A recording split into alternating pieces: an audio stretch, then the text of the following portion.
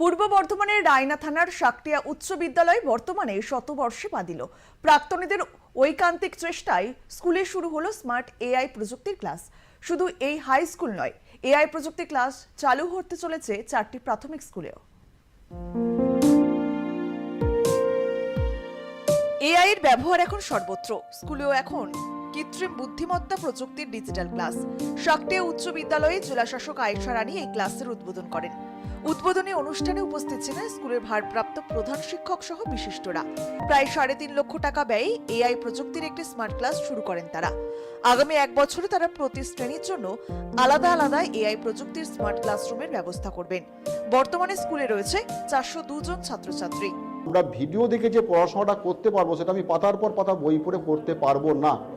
এবং তার সঙ্গে আমার কর্মসূত্রে আমার বিভিন্ন সরকারি এবং বেসরকারি স্কুলে ঘোরার একটা অভিজ্ঞতা আছে দীর্ঘদিনের।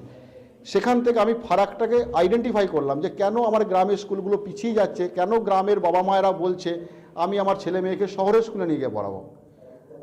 আমরা দেখলাম যদি আমরা একটা ন্যূনতম খরচে আমরা যদি সরকারি বিদ্যালয়ে এই পরিষেবা দিতে পারি তাহলে জানবো সমাজের প্রতি আমাদের কিছু ঋণ শোধ হলো।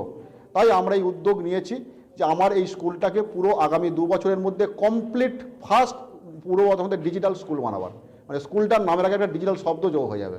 টোটাল সব কিছু সেইভাবে আমরা পরিকল্পনা করে এগোচ্ছি এবং তার ফলস্বরূপ আজকেই প্রথম আমাদের ডিজিটাল স্মার্ট ক্লাসরুম, যেটা কিন্তু শুধু ডিজিটাল নয়, এআই বেসড, এটার আমরা উপহার হিসাবে তুলব। আমরা যে স্মার্ট ক্লাসরুমে মানে যে অনেক সময় চক ডাস্টার আমরা যে প্রিজমটা যে স্যার দেখালেন, প্রিজমটা আলোর যে বিচ্ছুরণ সেটা মানে সাদা আলোটা পরে যখন বোর্ডে না বোঝানোর সময় হচ্ছে অনেক সময় তো মানে নানা রকম চক ডাস্টার ব্যবহার করে তো বোঝানো যায় না। এই প্রিজমটা হচ্ছে এখানে ভালো করে বোঝানো হলো যে আমরা বুঝতে পারি এবং আমাদের ঘর গিয়ে পড়ার আগ্রহটা আমার অনেক থাকবে। সরকারি স্কুল থেকে বেসরকারি স্কুলে বাড়ছে পড়ুয়ার সংখ্যা। মনে করা হচ্ছে স্মার্ট এআই ক্লাস সরকারি স্কুলমুখী করবে পড়ুয়াদের। পূর্ব বর্ধমান থেকে কৌশিক চক্রবর্তী রিপোর্ট, আর প্লাস নিউজ। ভিডিওকে